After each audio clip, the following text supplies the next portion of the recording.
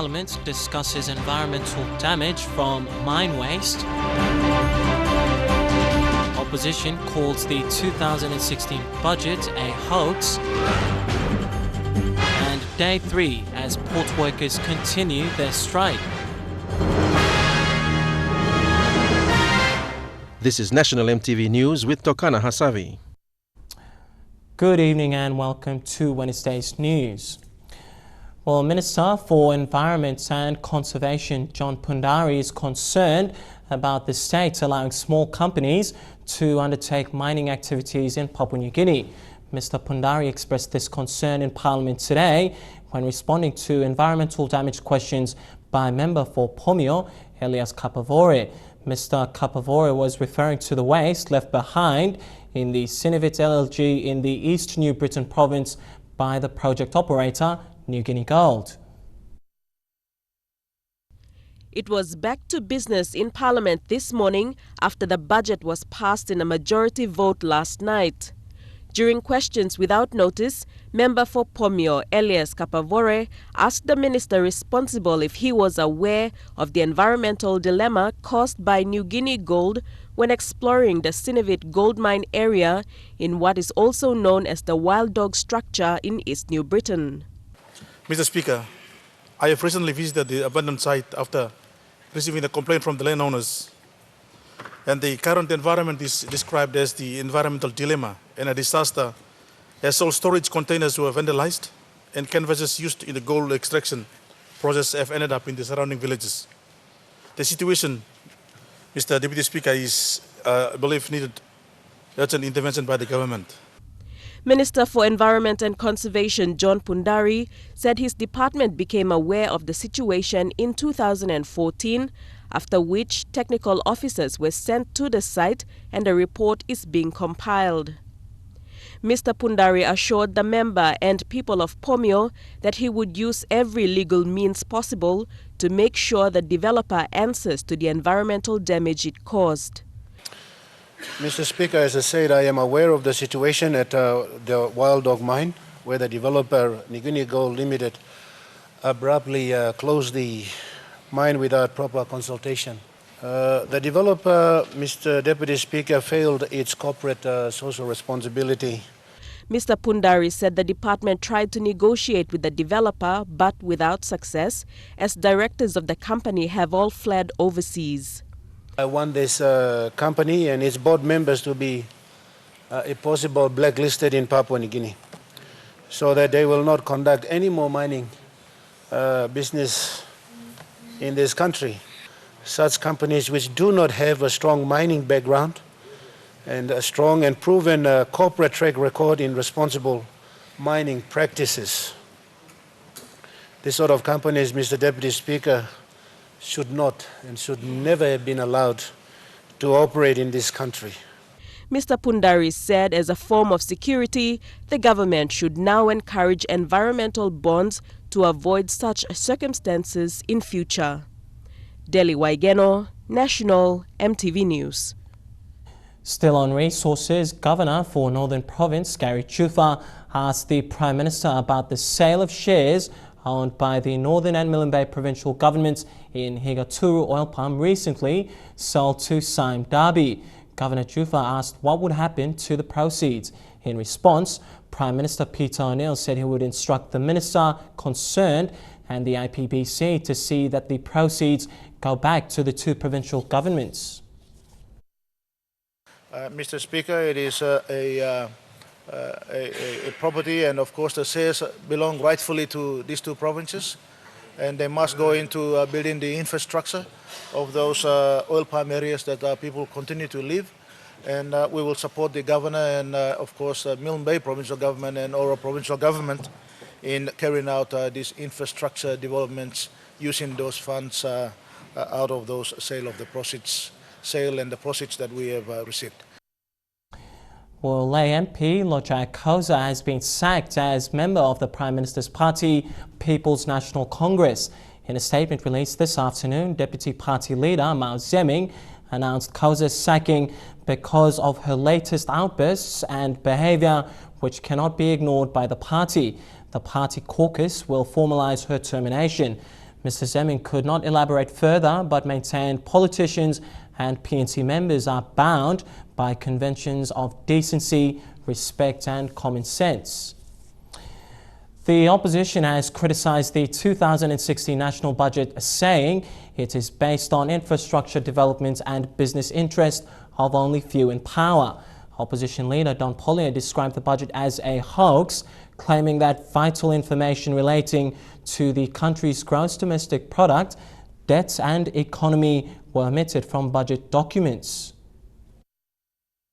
The opposition says vital information that every MP needs to know relating to the GDP per capita, the country's debt and economic status, and the figures from the LNG proceeds, among others, were omitted from the budget books. Opposition leader Don Pollier says figures are important for MPs to analyze and properly debate the budget.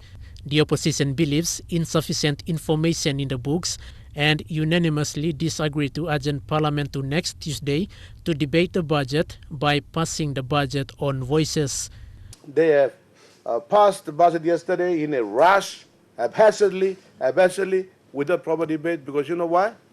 It's simply because there's so much thing they're hiding.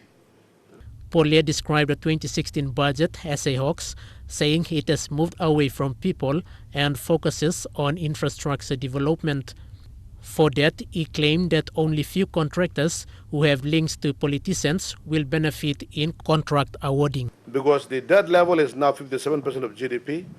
The GDP is not at 51% as it was previously projected. It is reverted back to 44 billion. It's not 51 billion anymore. So if you calculate your debt against that size of GDP, 44 billion, you'll find the debt to GDP ratio rockets up to 57% over. That is the truth. Meanwhile, the opposition has filed a second vote of no confidence against Prime Minister Peter O'Neill, which was received by the Deputy Speaker yesterday. Quinten Alomp, National EMTV News. The Papua New Guinea Royal Police Constabulary is reviving its cadet officers program. Commissioner Gary Bucky, in an exclusive interview, told EMTV News the first batch of officers will be trained under a joint venture program with the PNG Defence Force. This is because of the ageing membership the force is currently facing.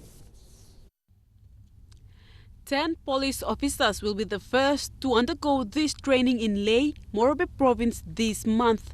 Commissioner Bucky said about 75% of the entire police force are reaching the retirement age. This has resulted in the shortage of manpower, and the ratio of police officers to people is well below the requirement number. So we have forced into a situation that we have to train policemen continuously now and start filling the gaps. Otherwise, the gap between the older generations and the younger generations will be such that it will be too difficult for us to close. And we are now experiencing it from within the commissioned officers' rank now. The cadetship program has been suspended for more than a decade. It has now been revived to boost the force. The new recruits will undergo proper training and mentoring to replace the officers who retire or get promoted. The government has directed that we get these joint services college arrangements back on track. So defense is taking a lead because they've got an institution that will allow that. So police is sending 10 young cadets to go in to start off the program in November, to do a year program there. Once they've complete, we'll bring them back into Bomana. Now we had to start our own arrangements here so that when they come back, they don't miss out, there is continuity in it. And then we get our cadet program back on track. Vasina Tayama, National EMTV News. The security industry needs a standard syllabus to train security personnel in the country. Responding to concerns raised by a group of nationally owned security firms on an MOU signed by the government and 3 foreign-owned security firms, the police commissioner said their concerns have been given serious consideration. Among the issues raised is conflict of interest. Mr. Baki confirmed that the MOU was signed between the Security Industry Authority as the agent of government with Guard Dog, Black Swan and G4S. I think the idea behind this is basically to set a standard. There's got to be some standard arrangements, and the MOU that has been signed has by the Security Industry Council together with 3 companies is a result of work being undertaken over a period of time. The police commissioner chairs the Security Industry Council that oversees the work of the Security Industry Authority. Mr. Baki said he and the police minister met last week with the nationally owned security firms to discuss their concerns. One of the concerns raised was the conflict of interest in having a business competitor run the training and the fees that security companies are expected to pay. As the chairman, I see some validity in what they've raised up in terms of for us to discuss. And basically, they're talking about their inability to sustain over a period of time continuous sending of personnel with the kind of money that is involved in being charged. The companies also suggested that by signing an MOU, the government is not supporting nationally owned companies. Mr. Baki said the group has raised valid concerns and suggestions that have been taken note of. He said the decision to review the MOU now rests with the police minister. In terms of the MOU, well, I'll have to wait for what my minister says. If he wants us to review it, then that's the process. I'll have to call the council back to a special meeting because it's already been endorsed. It's got to go back to the Security Industry Council. With regards to training in the long term, Mr. Baki is supportive of the idea that an independent training institute should be established to ensure that the needs and special circumstances of PNG and Papua New Guineans are taken into account. Now, we have a problem here is that we do not have a clear syllabus that is allowed for us to give to the security companies to provide training along those lines. So SIA has developed that now. And I think because these concerns have been raised, we will have to now, I believe, that the SIA now will have to call a broader integration of the security companies for us to sit down and look at this. Sarah Aupong, National EMTV News. Among stories after this break, new houses for police, also peace talks continue in Lae, and Trukai promoting rice growing in rural Morobe. Stay with us for those stories and more.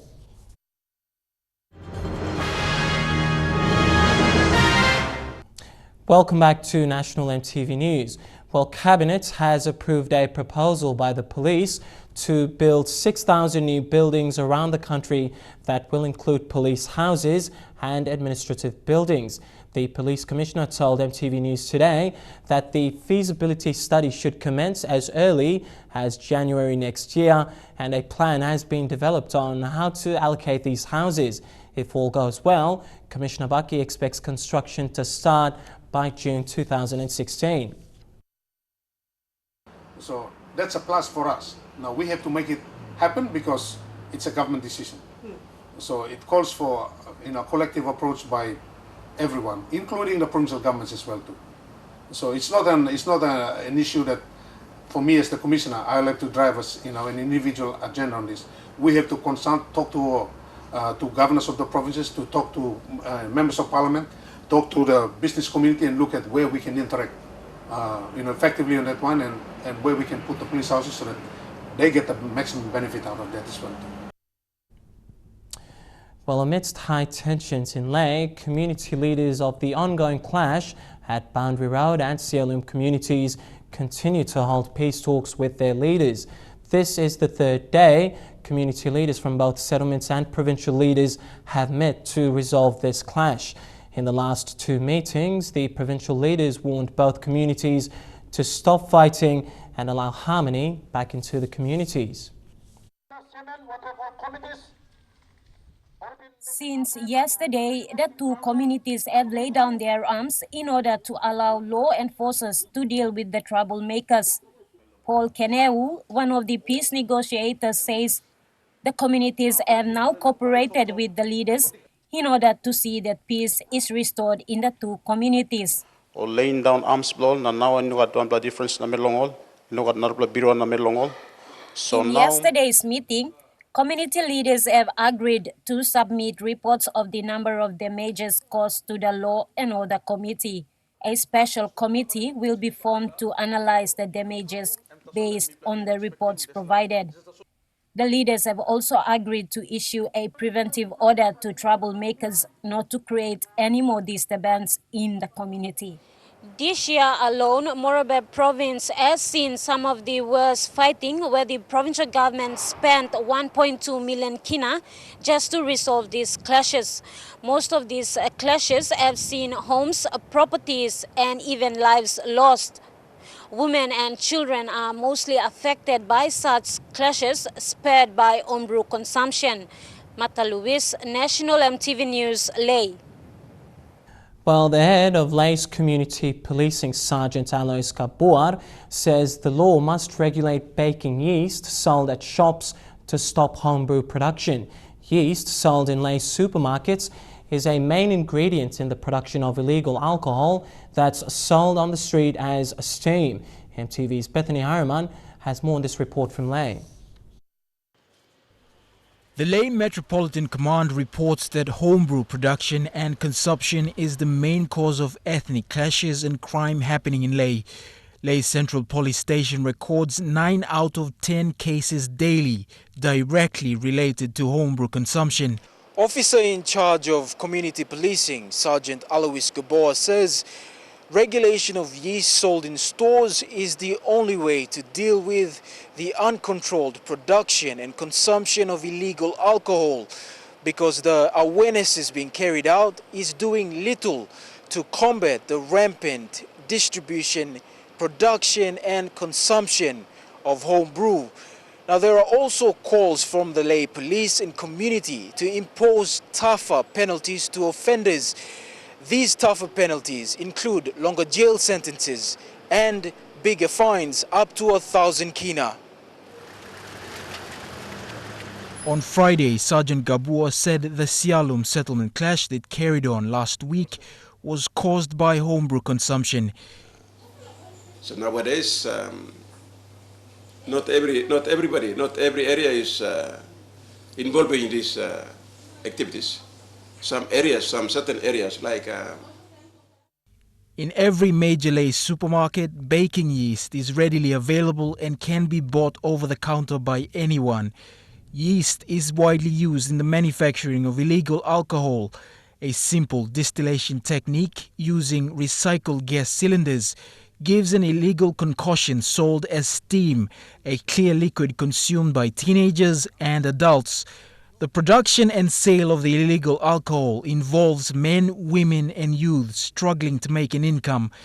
In these pictures taken in January 7th, 3 women caught by Ley police producing and selling steam, street valued at an estimated 2,000 kina. Bethany Harriman, National EMTV News, Ley.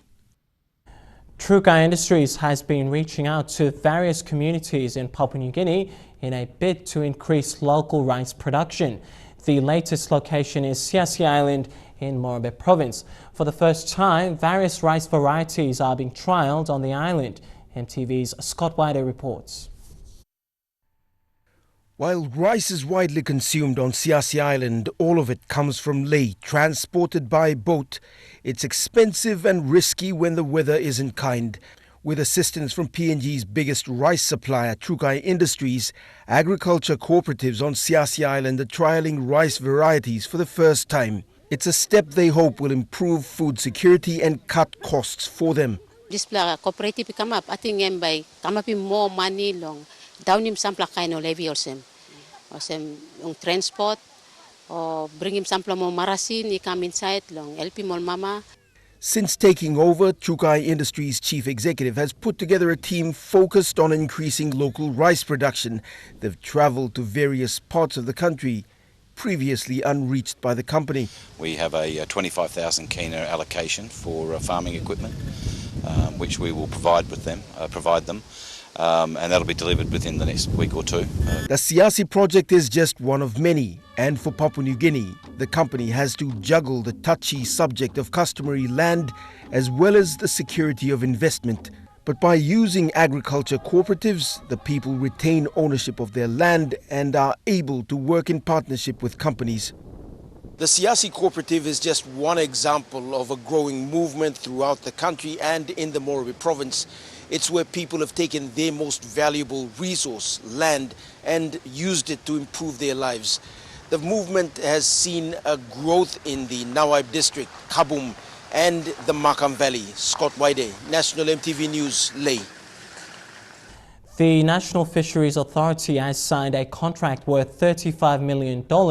That's more than 102 million kina with South Korea's tuna fishing company Dongwon Industries. This agreement will provide 2,000 direct jobs and 4,000 indirect jobs in the Morobe province. This will be the 6th tuna processing project to be built in Leh. It will commence in the first quarter of 2016. Dongwon Industries is one of the world's largest tuna catching companies.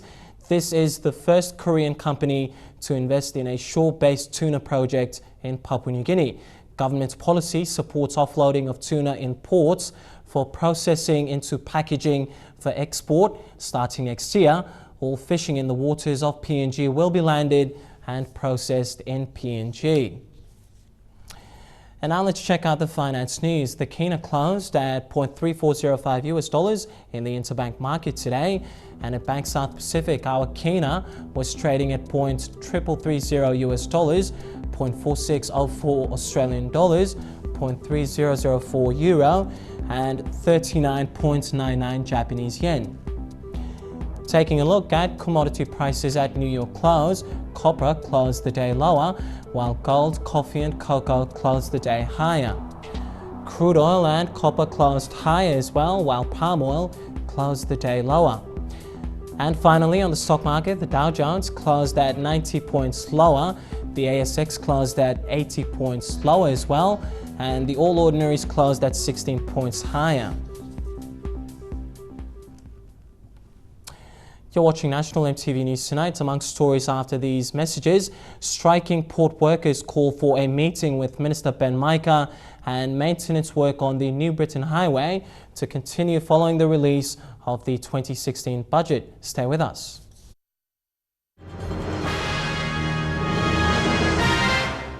Welcome back to the news. The stop work by Leh port workers is slowly putting a squeeze on the movements of cargo through the Leh main wharf as the stop work drags on into its third day.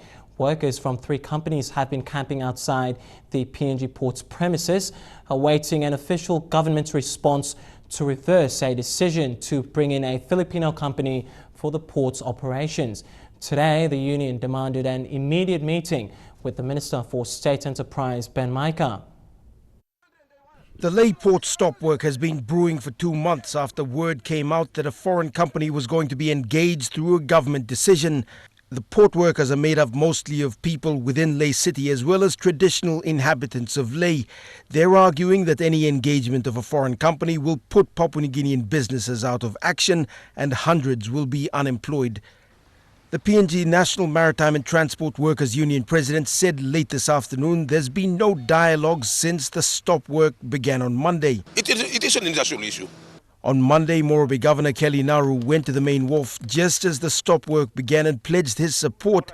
He said the national government should be supporting PNG-owned businesses instead of bringing in foreign operators. But this is a service-oriented project which is going to last in perpetuity. State Enterprises Minister Ben Micah released a statement yesterday calling the stop work illegal, urging all workers to return to work. This afternoon, PNG Ports obtained a court order restraining workers from continuing with the stop work, a move that could incite a tougher stance by the union. Scott Waide, National MTV News, Leh. Madang Governor Jim Cass is disappointed that Parliament adjourned the Manam Resettlement Bill last Wednesday. As a result, he stormed out of Parliament and hasn't attended since. The Governor says he is seriously considering not supporting the Manam Resettlement Bill, given that Bogia MP John Hickey is also pushing a separate bill. The Madang Governor, Jimka, says with the bill to have the volcano-displaced Manam Islanders resettled being adjourned once more to a later date in last Wednesday's session, he hasn't been attending Parliament since out of disappointment. I, for one, was not happy when the bill or the debate was adjourned to a later date, and I suspected interference by certain members from Madang. So I raised a point of order to the acting speaker and told him that I think something was wrong and maybe the process was sabotaged. When we agreed in government caucus to have the bill passed on that day, Wednesday last week, and I stormed out of Parliament. I did not walk out of Parliament. I stormed out of Parliament simply because I was very, very disappointed.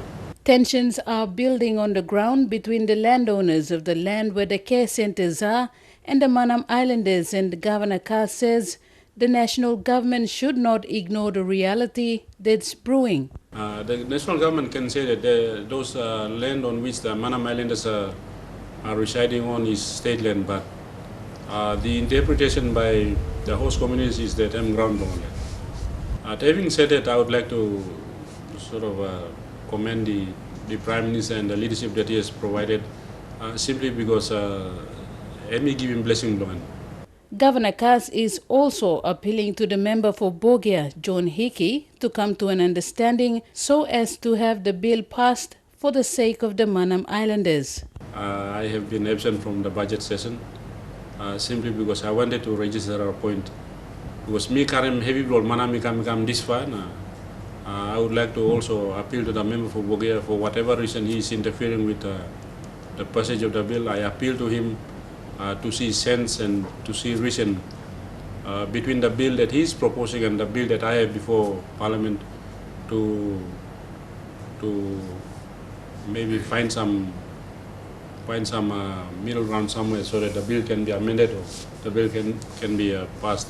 The governor went on to mention that he is seriously looking at withdrawing his support from pushing the bill, given the elections are just around the corner. The number one issue belong Madang provincial government and belong resettling or Manam Islanders, and now it is coming close to another election, and I do not want to be seen as politicizing this issue, and also to be seen as appealing, trying to push this agenda just for the Manam votes. I do not want to be seen that way. That is why I'm seriously considering, as governor of the province, to leave the issue to the member for Bogia and to the Bogia District Development Authority to take charge of the bill, and I want to just simply take a backward step. The Manam Islanders have experienced 3 deaths so far while living at the care centers, and as helpless as they are still hoping to be resettled sooner. Rachel Shise, National EMTV News, Madang. Well, maintenance work on the New Britain Highway between East and West New Britain provinces got 20 million kina from the 2016 national budget handed down last night. The expenditure covers road design, tendering processes and construction costs. Most of the work will be done on the remaining 20 kilometres between Open Bay and Biala Town. MTV's Edwin Fidelis reports from Kokopo. The New Britain Highway may not be as popular as the Orkuk Highway in the islands, but it is a developing infrastructure that has been listed a government key area of focus under its Department of Works. 20 million kina will come from the 2016 national budget handed down and passed last night. The expenditures will cover the design and scoping work, tendering processes for contractors, mobilization and the construction phase. At least 3 new bridges will be built along the highway. It's not clear how much each of these components will get, but it's understood most of the road works will be carried out between the Open Bay area and the Biala Township. Now the highway, meanwhile, has come under a temporary shutdown from public usage until all road works are completed. Contractor now is on site doing maintenance, which they are doing the Karanas reseating The East and West New Britain provincial governments on numerous occasions have established talks to assist in the completion of the road. Really important, paramount important, and I thank the provincial administration of both East and West New Britain for making this even possible, at this particular meeting possible. The New Britain Highway cuts through some of the rugged terrains along the Nakanai Range and the New Britain Peninsula. About 3/4 of the highway within the East New Britain territory has been rehabilitated over the last 2 years using recurrent budgets from the Department of Works. The remaining 20 kilometers is expected to be completed when the work begins next year. Edwin Fidelis, National EMTV News, Kokopo. Budget for the autonomous Bougainville government has also seen cuts to the annual grants allocation. This has raised questions as to whether the national government is honouring the Bougainville Peace Agreement. MTV's Fabian Akalits has this report. A slice from the 2016 national budget, 216 million kina is for the autonomous Bougainville government. The cuts, according to the national government, are because of a drop in international commodity markets and consequences of El Nino that has put significant pressure on revenue. In capacity building, restoration and development grant is 10 million kina. Other projects also see a reduction from 2015 budget, like inclusive development in post-conflict, Bougainville programming and peaceful, inclusive and referendum. On capital investment, Special Intervention Fund has decreased by 95 million kina. Other projects also see a reduction from 2015. It's projected these funds will be sustained by ABG's recurrent budget. Some projects under this grant will be revenue generating, therefore will be self-sustaining. Meanwhile, President-Chief John Momis, in an early interview with MTV, said he was very unhappy of the national government not fulfilling its obligations to Bougainville. That if you cut us now, it'll be impossible for us to operate. Fabian Hakelitz, National EMTV News. Well, last month, the Education Department announced grade 8 students in Papua New Guinea will no longer sit for national examinations starting next year. Today, some primary schools are embarking on plans that will guide them to adapt to the new education policy. Head teacher of Wardstrip Demonstration School, Emily Vicky, says Wardstrip is setting a standard that will accommodate the increase in students enrollments come 2016. These are the last lot of grade 8 students sitting for the grade 8 national examinations across the country. It comes following Education Department's move to eliminate grades 8 and 10 examinations in the education system. Some primary schools in the country are now setting standards that will adapt to the changes in this new education policy. Okay, everyone needs to fulfill the requirements of the PNGTA Ethics and Morals, standard of dressing, like you have to wear these. And for my school, it's a corporate wear on a Monday. Beginning next year, 2016, grade 8s will continue to grade 9 without being examined. Grade 10s will also proceed on to grade 11 without sitting the school certificate examinations. These changes have been done following the shift in education system with outcome-based education that will be replaced by the former standard-based curriculum system. With the standard-based curriculum, everything is like focus on standards, which is also good. So we can really, if any child has not achieved the set standard, they don't go into the next grade. The Education Department is setting this new policy aimed at reducing the high number of school dropouts per year. However, the government's free education policy will be attracting an alarming number of student enrollments. Colin Barilai, National EMTV News. Now, Australia is being forced to seek new countries to take its refugees following the Philippines' refusal to accept them.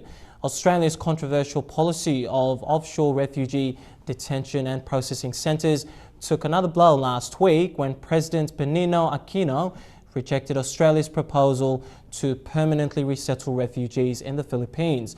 President Aquino says his country did not have the capacity or the resources to accommodate refugees as it aims to deal with its own internal issues. Canberra had approached Manila after a series of scandals involving allegations of rape, physical abuse and mental cruelty against detainees held on Nauru and Manus Island in Papua New Guinea.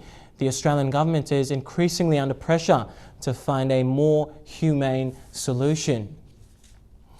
Well, True Guy Sports is coming up next, and the Air New Zealand crew greets the All Blacks with a haka. That's coming up after this break. Stay with us.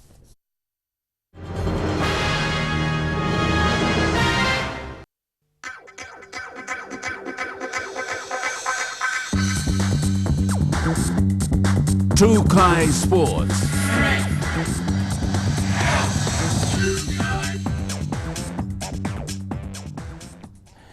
Welcome and thanks for joining me with True Guy Sports. Well, back-to-back Rugby World Cup champions, the New Zealand All Blacks returned to a hero's welcome at Auckland International Airport. Air New Zealand ground staff performed a haka on the tarmac, while hundreds of supporters cheered as the team walked through the arrival gates. EMTV's Dion Combang reports. The All Blacks. Reigning Rugby World Champions, the New Zealand All Blacks returned home to a hero's welcome after they claimed their consecutive World Cup. Barrett is chasing. He's got Pocock for speed. This is Bowden Barrett. Control this. And the cup is his. It's New Zealand. They arrived to a haka performed by the ground staff, who weathered the rain to deliver the performance for the All Blacks as they touched down on the tarmac.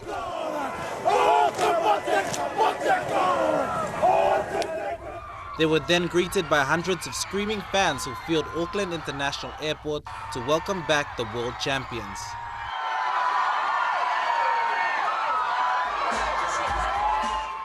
The All Blacks were overwhelmed by the reception they received at the airport and were thankful to their fans and families for their support during the Rugby World Cup.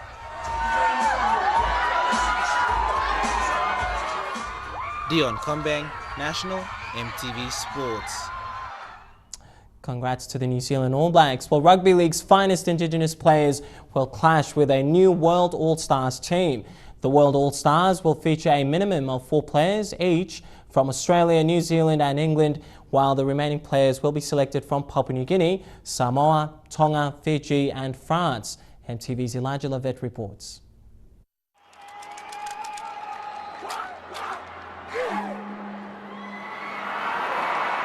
The match will be played on February 13, 2016 at Suncorp Stadium. Australia, New Zealand and England captains will be automatically selected and will be coached by Wayne Bennett. The World All-Stars team will include at least 1 player and a maximum of 2 players from each NRL club.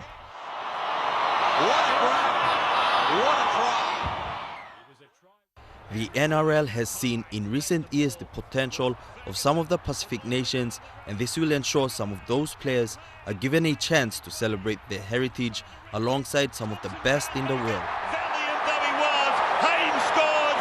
It's another 70-metre try. Next year's All-Stars will have some incredibly diverse talent, and the new side will ensure that that talent is showcased. Papua New Guinea will be hoping to get a few of our elite players into the All-Stars. Elijah Levitt, National EMTV Sports. Well, Lebanon has qualified for their first Rugby League World Cup since 2000 with a 50-16 second leg win over South Africa in Pretoria. In the first leg, they beat South Africa 40-12 to clinch a spot in the 2017 tournament in Australia and New Zealand. Lebanon captain Chris Saab says they have been waiting for this moment for a very long time and hope every Lebanese person will have something to smile about. Well, True Guy Sports continues after these short messages. Stay with us.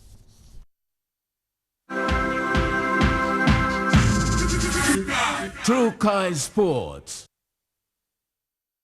Welcome back to True Guy Sports. To soccer, Admiralty FC is looking at improving on the recent winning performance of the Manu side that beats Madang in the Besta Cup. Head coach Peter Sakaias says the Manu Soccer Association will provide a number of players in the 2015 to 2016 NSL season. May his name be praised. Sakaias is no stranger to success. In 2014, he guided Manus to a grand final appearance against Medang after his side defeated defending PNG Games champions Milne Bay. In Season 10 of the NSL, Zacchaeus took the helm of Admiralty FC, who marked their debut season with peaks and troughs, as his players struggled to deal with the pressures of the NSL. Awesome, great. I'm feeling very overjoyed. Well, the team is already, the nation is aware that we are going to be representing Manus for our team as AFC Admiralty Peleau, and these boys will be the team for AFC. This season will be different, as Admiralty will be placed in the Northern Conference of the NSL against the likes of Goroka, Best FC, Medang, Wilgris, and defending Grand Final champions Lay City Dwellers. Zacchaeus hopes that if the success of winning back-to-back Besta FA Cups is any indication, then his side is fully prepared for the new season. Admiralty will be one of 12 teams slated to participate in the 2015 season of the National Soccer League. And while Zacchaeus has many young players, most of whom are relatively unknown, the NSL has been known to produce stars out of hidden talent. Jeremy Mogi, National, EMTV Sports. Well, world football star David Beckham, superstar that is, David Beckham arrived in Mount Hagen this afternoon amidst much fanfare and greeted by Minister for Sports Justin Chichenko. Beckham is in the country as part of his role with the United Nations as a Goodwill Ambassador. His trip to Mount Hagen is to support his worldwide charity program of supplying nutritional milk to children in third world countries. He will visit the children's ward at the Mount Hagen General Hospital tomorrow. The former England captain has enjoyed success at Manchester United, Real Madrid, Paris Saint-Germain and the LA Galaxy. Well, that wraps up True Guy Sports tonight. The weather forecast for the next 24 hours when we come back. Stay with us. True Guy Sports.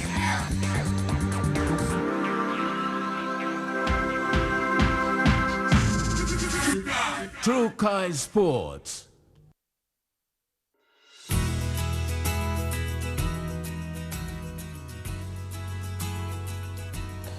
And now let's take a look at the weather forecast for the next 24 hours. In southern region, the nation's capital, to look forward to possible evening showers and thunderstorms. In the Momase region, brief showers expected in Wewak and Medang, while Lay City to look forward to showers. In the New Guinea Islands, mostly fine weather expected in Kavieng and Buka. And lastly, in the Islands region, all centres to look forward to evening showers, then morning fog.